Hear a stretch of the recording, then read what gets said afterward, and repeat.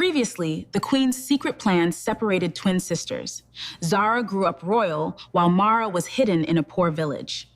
Now, 15 years later, one familiar face is about to expose the truth the palace tried to bury. You remember the day you learned to fly that kite? Oh, I do. It went all the way up to the clouds. And you were so brave. Just like you always told me. Neither of them knew that someone was watching. Behind the wall of a nearby compound, a man stood silently in the shadows. He was not a farmer. He was not a villager. And he had not come there by mistake. His name was Deo. 15 years ago, Deo had been one of the king's trusted guards. He was younger then, loyal, quiet, and willing to obey any order from the throne without asking questions.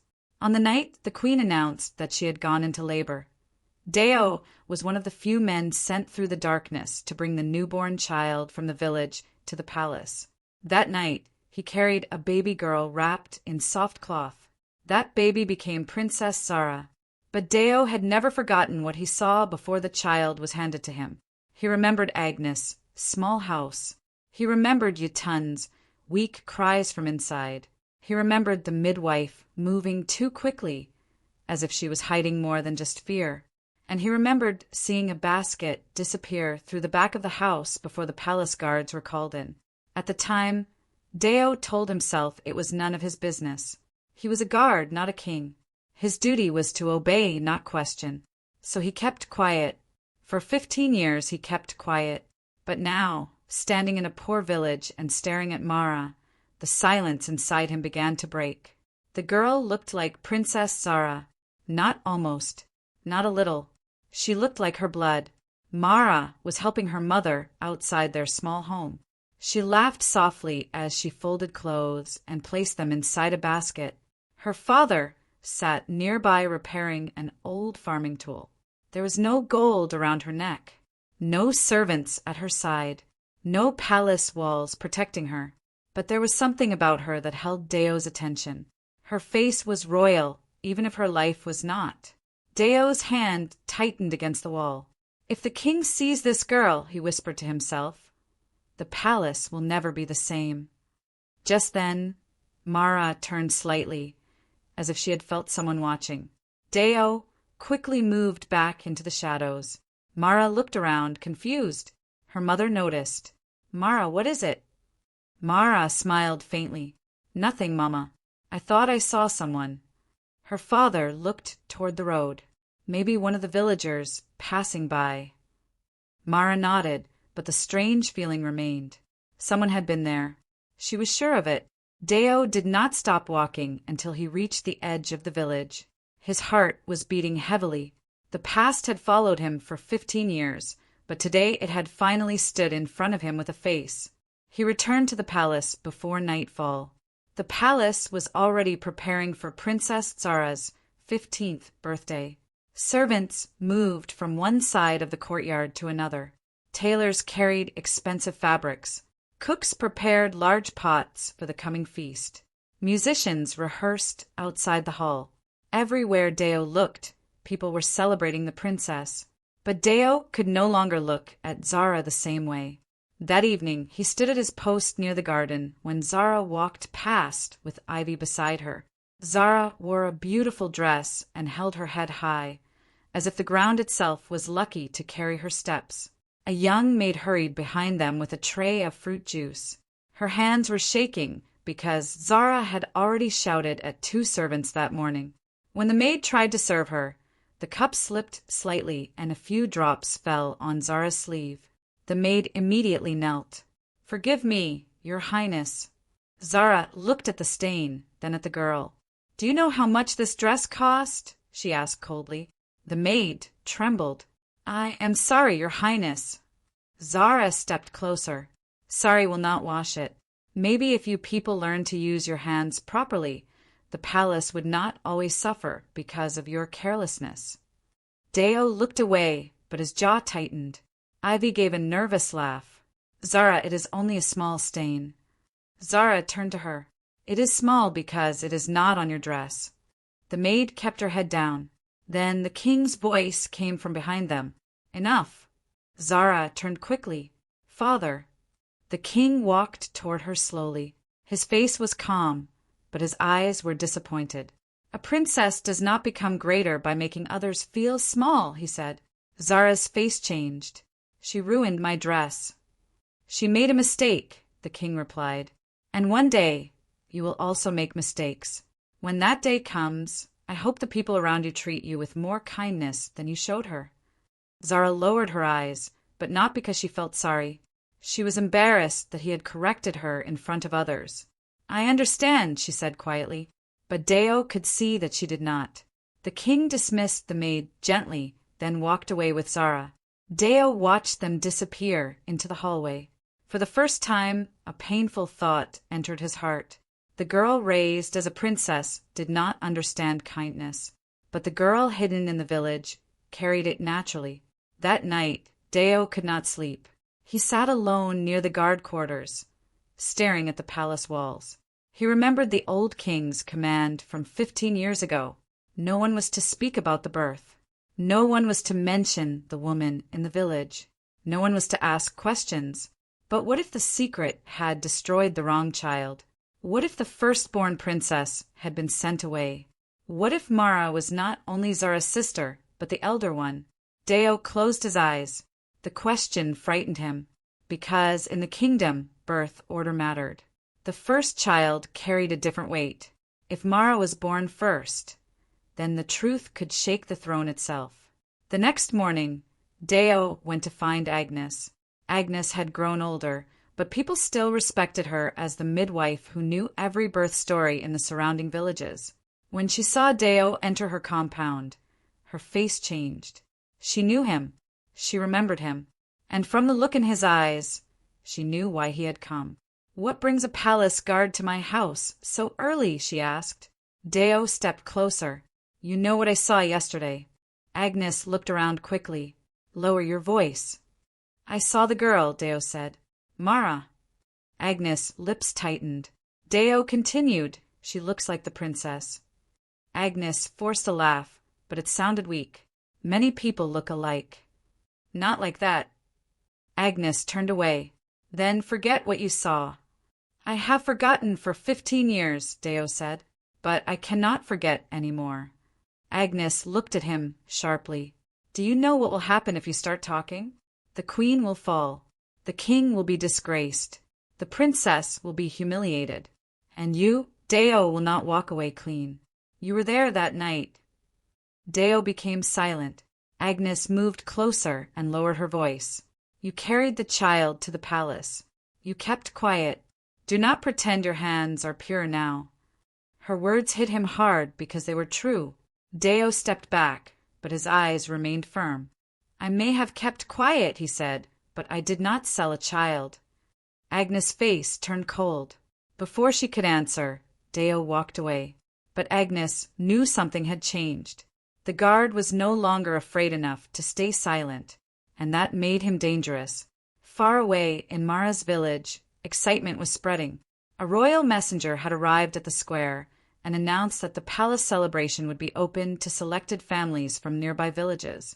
Princess Zara's 15th birthday would not be a small event. It would be a celebration the entire kingdom would remember. Children shouted with joy. Women began discussing what clothes they would wear. Men talked about the food that would be shared at the palace. Mara listened quietly, her eyes full of wonder. She had never stepped inside the palace before. She had only seen it from far away, shining above the land like a dream that belonged to other people. When she returned home that evening, her father was already smiling. "I heard the news," he said. Mara tried to act calm. "What news?" Her father laughed. "Do not pretend. Your eyes are already at the palace gate." Her mother looked worried. "I am not sure we should go." Mara's smile faded. "Why, Mama?" Her mother forced a small smile. "It will be crowded. There will be many people. You know we are simple farmers." Her father shook his head gently. "The invitation is for the people. We are part of the kingdom too." Mara looked between them. "If it will bring trouble, we do not have to go." Her father's expression softened. "You always think of others first." Mara lowered her head. You and Mama work too hard. I do not want you to suffer because of me. Her mother turned away quickly, wiping a tear before Mara could see it. Mara did not know why her mother was crying more often these days. She did not know why her father sometimes stared at her like a man trying to hold onto something that was already slipping away. That night, after Mara had gone inside, her mother spoke in a low voice. What if someone recognizes her? Her father looked at her. Recognizes her as what? She swallowed hard. You know what I mean. The father looked toward the door, making sure Mara was not listening. She is our daughter, he said. Yes, her mother replied, but she did not come from my body. He closed his eyes. For 15 years, they had loved Mara with everything they had. They had never treated her like a child they bought. They prayed for her, fed her, protected her, and raised her with their whole hearts. But love did not erase how she entered their lives. It did not erase the basket. It did not erase the money. And it did not erase the warning they were given never to ask questions. Mara stood behind the door, frozen. She had come to get water. She did not plan to listen. But the words entered her heart before she could stop them. She did not come from my body. Mara slowly stepped back, her hands trembling. Suddenly, the home she had always trusted felt full of shadows. The next few days were difficult for her. She still woke early. She still helped with chores. She still greeted elders respectfully. But her smile was quieter now. Her mother noticed. What is wrong, my child? She asked one morning. Mara wanted to ask the question burning inside her. Am I truly your daughter? But the fear of the answer closed her mouth. So she only smiled and said, Nothing, Mama. Her mother touched her face and looked into her eyes. You know you can tell me anything. Mara nodded. But deep down, she felt her mother was the one hiding something. Inside the palace, Zara's birthday morning finally arrived. The palace looked more beautiful than it had in years. Flowers decorated the gates. Fine cloth hung from the walls. Drums echoed across the courtyard. Cooks prepared food in large pots, and servants rushed from one corner to another. Zara woke up smiling. This was her day. Servants dressed her in a gown made from rich fabric. Gold jewelry rested on her neck and wrists. Her hair was arranged beautifully, and when she looked at herself in the mirror, she smiled with satisfaction. I want everyone to remember this day, she said. The queen stood behind her, emotional. They will, the queen said softly. You are our miracle child. Zara smiled at the mirror. Then they should celebrate me like one. The queen wanted to correct her, but she could not. She loved Zara too much. For 5 years, she had suffered shame for not having a child. Zara's birth had silenced the mockers. Zara had given her back her dignity. So whenever Zara became proud, the queen told herself it was confidence. Whenever Zara was rude, the queen told herself it was youth. But as she watched her daughter admire herself, something in the queen's chest felt uneasy. Outside the palace, Deo stood by the entrance, watching guests arrive. Families came from nearby villages. Some wore their best clothes. Some carried small gifts. Some came simply to see the palace once in their lives. Then Deo saw her, Mara. She walked between her parents, wearing a simple dress. It was not expensive, but it was clean and carefully prepared. Her eyes were wide as she looked at the palace gates. Deo's heart dropped. He had hoped her family would stay away, but fate had brought her exactly where she was not supposed to be. Mara stopped at the gate for a moment. The palace was bigger than she imagined. The walls were high. The courtyard was bright. Music filled the air. People moved everywhere, laughing, dancing, and celebrating. Her father leaned toward her. Remember, my child, do not let beauty blind you. A palace can shine outside and still hide pain inside. Mara looked at him. His voice sounded heavier than usual. Before she could ask why, a guard allowed them in. Deo watched them pass. Mara's mother noticed him staring and quickly looked away. That single reaction told Deo everything. They knew something, maybe not the whole truth, but enough to be afraid. The celebration began with dancing and drums.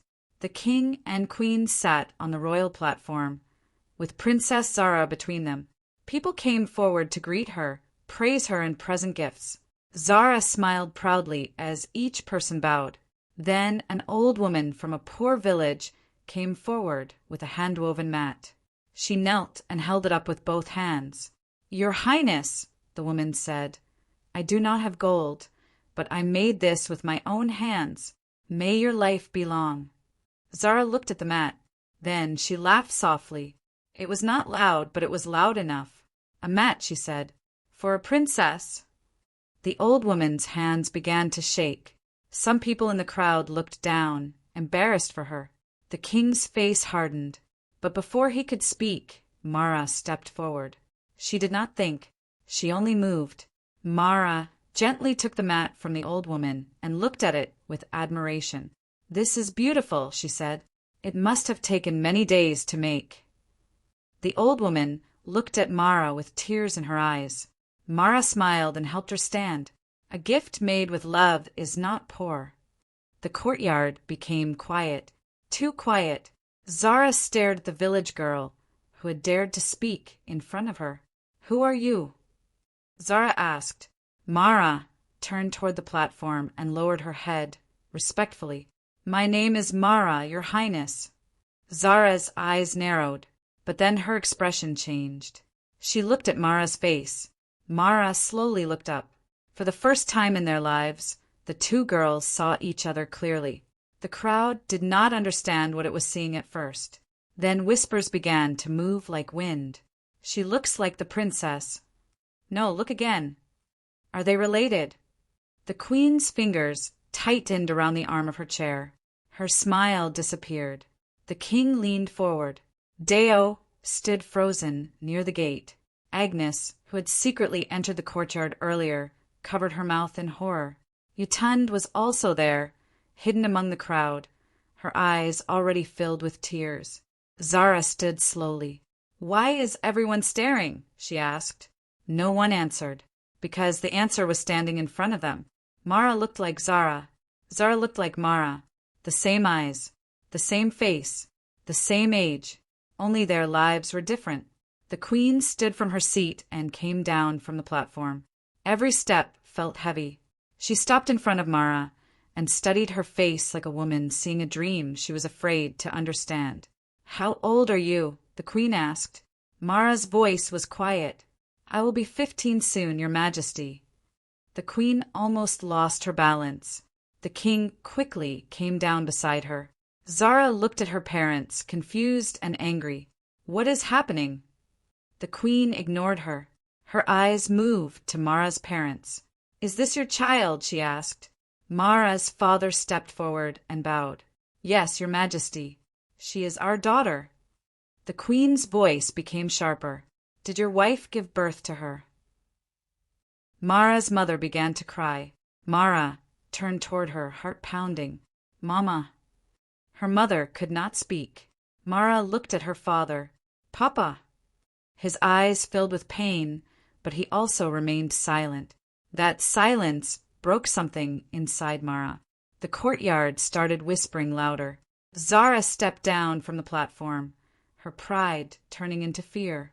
"Father, why does she look like me?" The king did not answer. He was staring at Deo. Deo had not realized he had stepped forward until the king's eyes found him. The king's voice was low. "Deo." Everyone turned toward the guard. Deo's throat went dry. The king looked at him carefully. "You were there the night Zara was born." The queen turned sharply. "What does that mean?" Deo lowered his head. Agnes tried to move backward through the crowd, but Deo saw her.